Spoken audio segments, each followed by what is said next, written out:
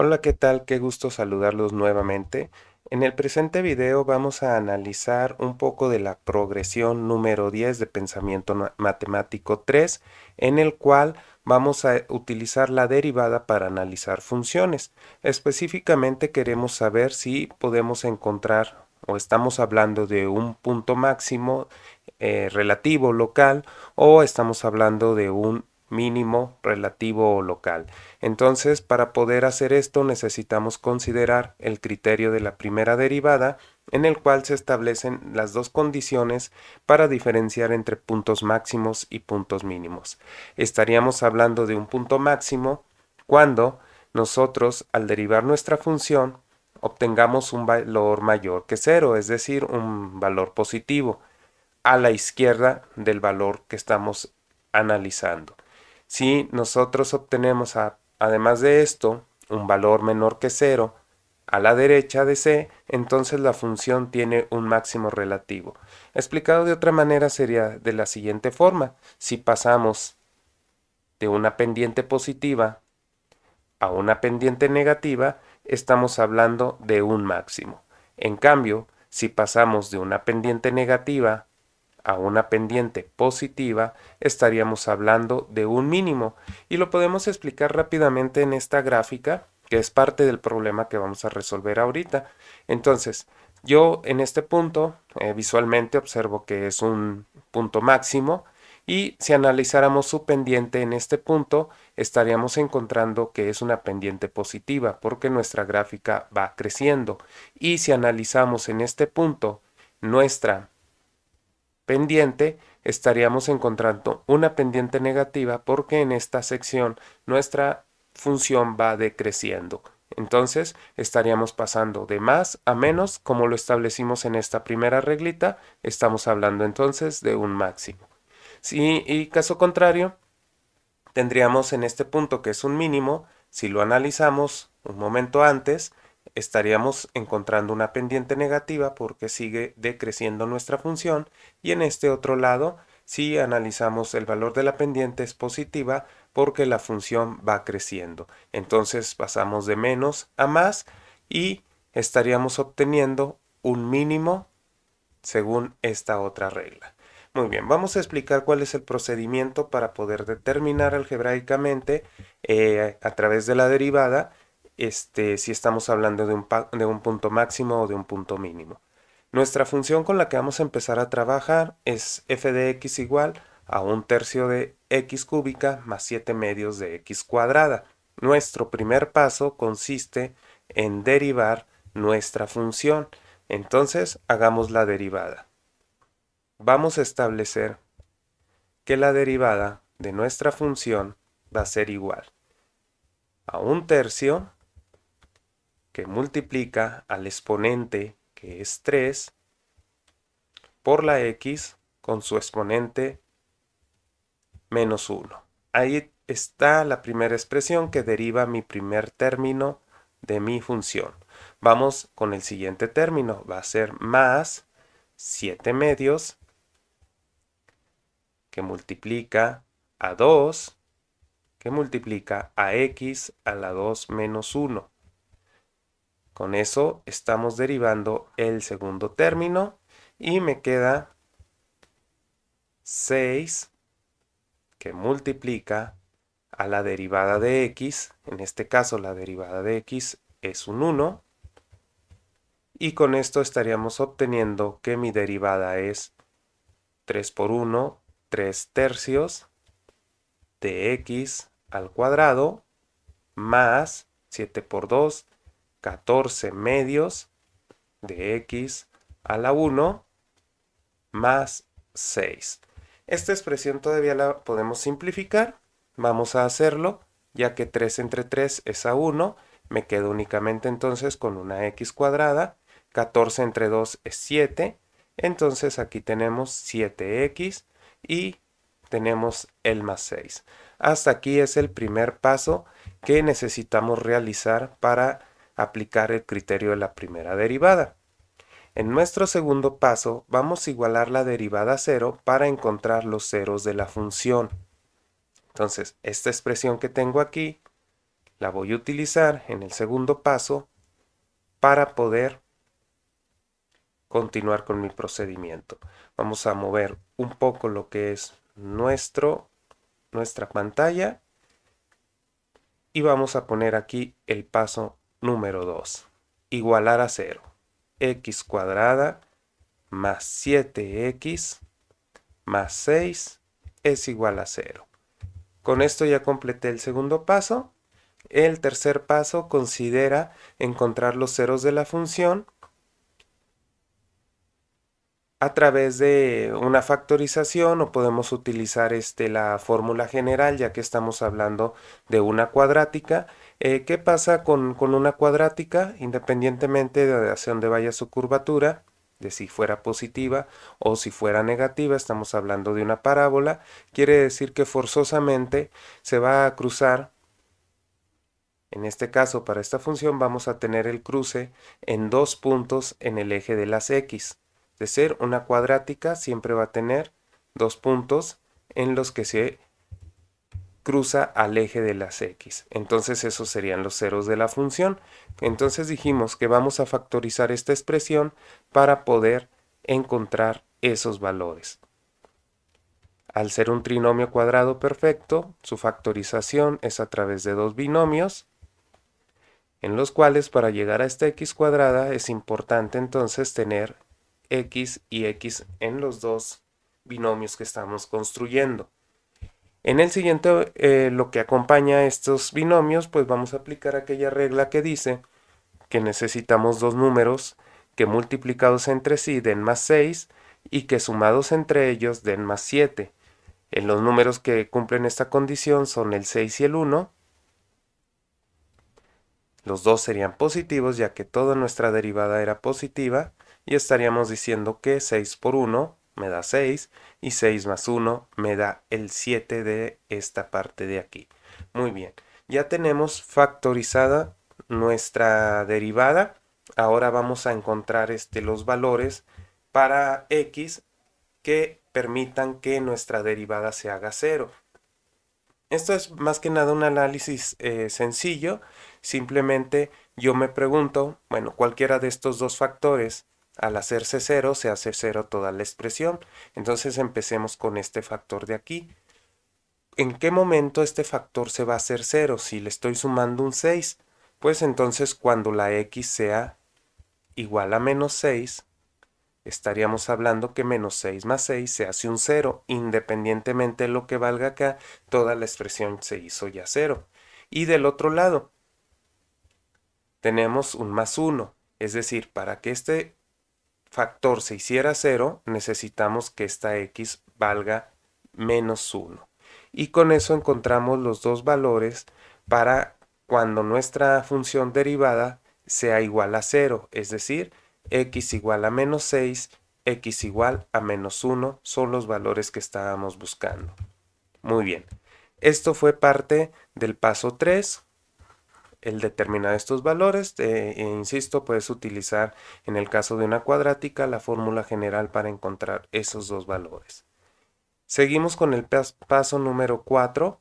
En este paso vamos a definir los puntos críticos. Para ello vamos a evaluar los ceros encontrados en la función original para encontrar las coordenadas y de los puntos críticos. Entonces vamos a retomar nuestra función original y vamos a sustituir tanto el menos 6 como el menos 1.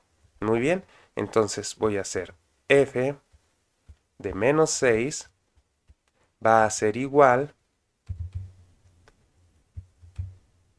a 1/3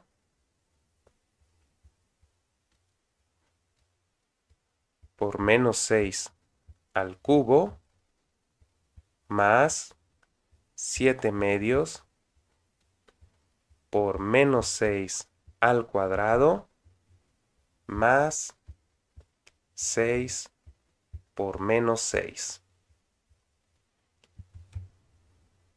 Vamos a realizar todas estas operaciones. Tenemos que 6 por 6 es 36, pero es al cubo, necesitamos multiplicarlo por otro 6.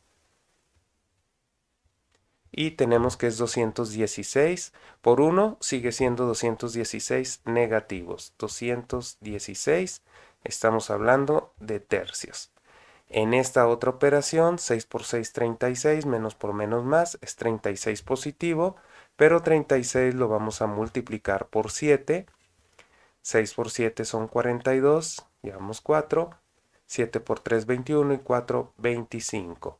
Son 252.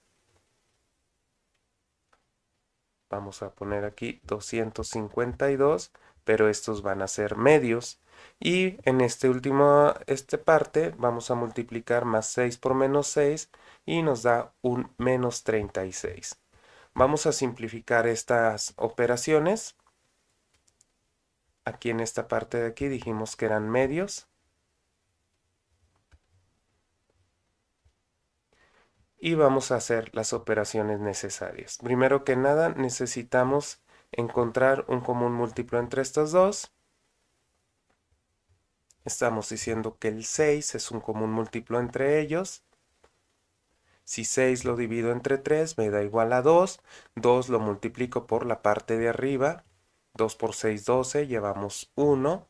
2 por 1, 2 y 1, 3. 2 por 2 son 4. Entonces el doble de 216 son 432. Y le vamos a sumar 6 entre 2 es 3. 3 por 2 es 6. 3 por 5, 15. Y llevamos 1.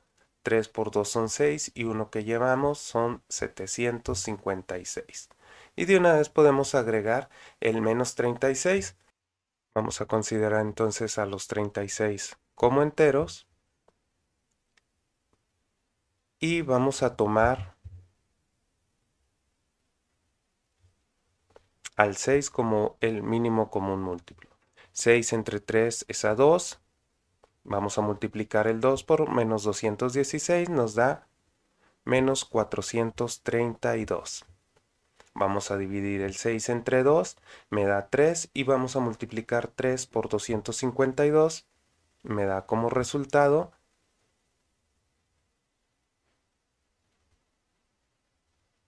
636. 3 por 2 son 6. 3 por 5 son 15. 5 llevamos 1. 3 por 2 son 6 y 1, 7. Perdón, son 756.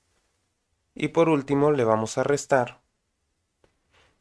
6 entre 1 es a 6 por 36 son, ya lo habíamos hecho hace un momento, tenemos que son 216.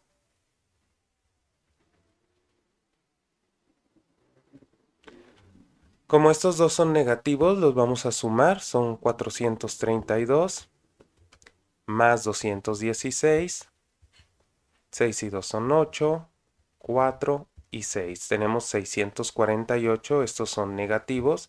Se lo vamos a restar a 756. A 16 le quitamos 8, nos quedan 8. El 5 prestó 1 es 4. A 4 le quitamos 4 es 0. A 7 le quitamos 6 es 1. Por lo tanto, esta primera evaluación nos da como resultado 108 sextos, que si lo simplificamos son 54 tercios. Si 54 lo dividimos entre 3 nos da un total de 18. Es decir, estaríamos teniendo la coordenada de menos 6,18. Esto es para nuestro primer punto que estamos calculando. Recuerda que estamos definiendo los puntos críticos, es decir, encontrando las coordenadas de dichos puntos críticos. El primer punto crítico entonces es menos 6,18. Vamos a encontrar el segundo punto crítico a través de la sustitución en nuestra función original del menos 1. Hacemos lo mismo que en esta parte de la sustitución del menos 6, solo que va a ser con menos 1. Vamos a tener entonces un tercio por menos 1 al cubo más 7 medios por menos 1 al cuadrado más 6 por menos 1. Este es un poquito más sencillo, solamente hay que tener cuidado con los signos. 1 al cubo es 1, pero es menos 1 por 1, entonces tenemos menos 1/3.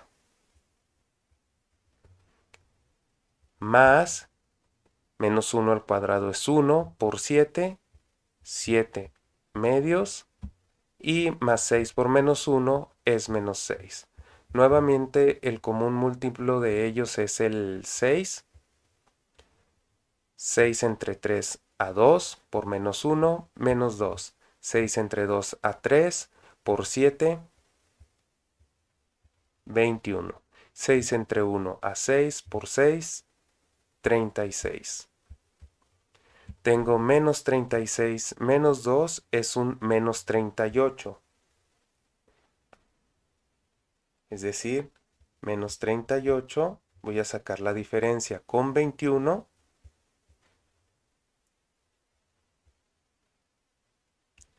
que es igual a 17, por lo tanto es un menos 17 sextos.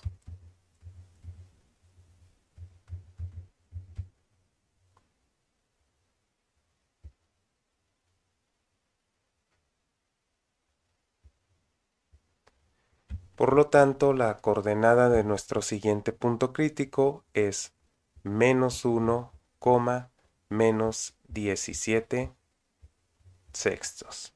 Muy bien, entonces vamos a continuar con el paso número 5. En el paso número 5, lo que tenemos que hacer es determinar si los puntos críticos son máximos o mínimos relativos. Para ello vamos a auxiliarnos de una tabla. En esta tabla vamos a considerar las siguientes columnas. Estamos en el paso 5. Esta columna va a considerar primero que nada un intervalo.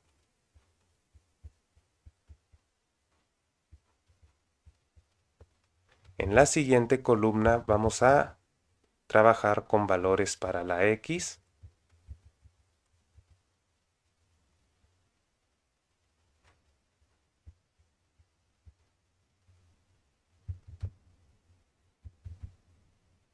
Y en la última columna vamos a analizar el signo de la derivada.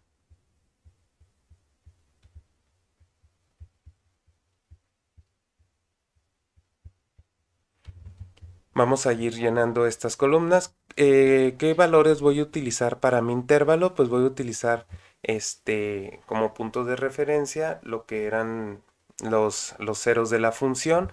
Por lo tanto, mi primer intervalo va a ir desde menos infinito hasta el valor donde encontramos el primer cero de nuestra función, que fue el menos 6. En el siguiente intervalo va a estar dado de menos 6 a menos 1. Y el último intervalo va a ir desde menos 1 hasta más infinito. Muy bien. ¿Cuál es la idea para el llenado de esta tablita? Pues escoger un valor para la x que se encuentre dentro de los intervalos que acabamos de definir.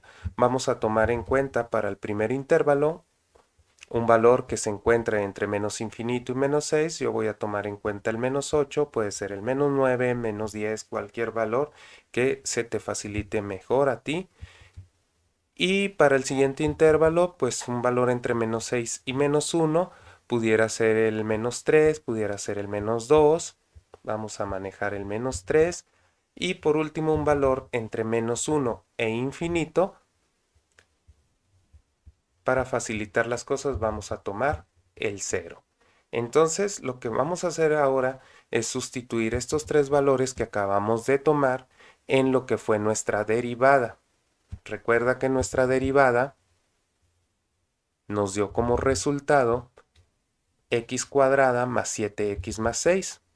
Vamos a anotarla nuevamente por aquí. Nuestra derivada es igual a 7x cuadrada, perdón, a x cuadrada más 7x más 6.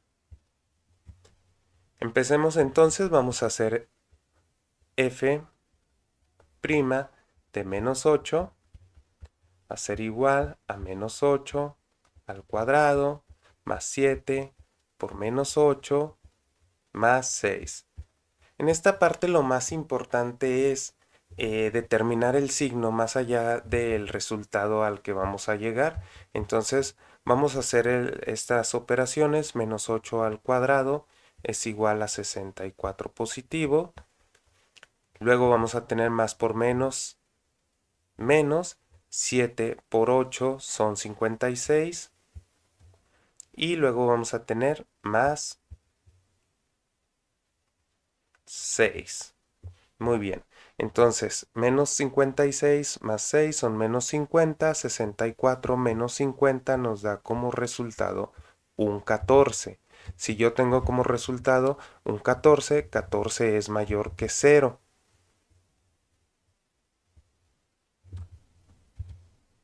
14, el resultado 14 es mayor que 0. Entonces estamos hablando aquí de una pendiente positiva. Seguimos ahora con f de menos 3. f' de menos 3. Hacemos mismo procedimiento, va a ser menos 3 al cuadrado más 7 por menos 3 y le sumamos 6. Menos 3 al cuadrado es 9. 7 por menos 3 es menos 21 y tenemos el más 6. En esta ocasión es evidente que nos va a dar negativo porque 9 y 6 son 15. 15 para 21 son 6 negativos. Muy bien, entonces aquí tenemos menos 6 es menor que 0, por lo tanto es una pendiente negativa. Muy bien, entonces ya nomás nos queda analizar lo que es el último valor. En el último valor escogimos uno sencillo, f' de 0, va a ser igual a 0 al cuadrado más 7 por 0 más 6. 0 al cuadrado es 0, 7 por 0 es 0, es decir, nos quedamos únicamente con el valor de 6 y 6 es mayor que 0, por lo tanto es positiva. ¿Qué seguiría entonces? Bueno, pues básicamente es llegar a la conclusión. Estamos hablando entonces, vamos con nuestro primer punto que estamos analizando, estamos hablando vamos a retomarlo acá. Del menos 6,18, el valor que vamos a tomar de referencia. Estamos hablando de este punto crítico. Su valor de referencia es el menos 6, el valor de la x. Nosotros otorgamos un valor menor a menos 6, que fue el menos 8. Y otorgamos un valor mayor a menos 6, es decir, al lado derecho del menos 6, que fue el menos 3. Lado izquierdo de menos 6, el menos 8. Lado derecho, el menos 3. Lado izquierdo, positivo. Lado derecho, negativo. Es decir, pasó de más a menos. Entonces, en este punto teníamos un máximo. Es obvio entonces pensar que en este otro punto vamos a obtener un mínimo. Vamos a analizarlo. Tenemos un menos 1. Un valor a la izquierda de menos 1 es el menos 3 y nos dio negativo. Un valor a la derecha de menos 1 es el 0 y nos dio positivo. Pasamos de menos a más, por lo tanto, en este punto tenemos un mínimo. Y con esto terminamos de evaluar estos puntos críticos, de encontrarlos y determinar si hablábamos de de un máximo o de un mínimo. Es un proceso, si bien no es tan complicado, es más bien detallado, es un poco laborioso. Lo importante es que están muy bien definidos los pasos que tenemos que realizar para poderlo resolver. Seguiremos ejemplificando o explicando un poquito más estos problemas hasta que llegues a dominarlos, a comprenderlos mucho mejor. Entonces, en un próximo video veremos un ejercicio más sobre este tema de la progresión número 10 de pensamiento matemático. Recuerda que estoy basando mis ejercicios a el libro de Pensamiento Matemático 3 de Patria Editorial, el cual viene muy completo, viene muy detallado y espero te sirva muchísimo para comprender los temas abordados en tu WAC. Nos vemos en el próximo video. Muchísimas gracias.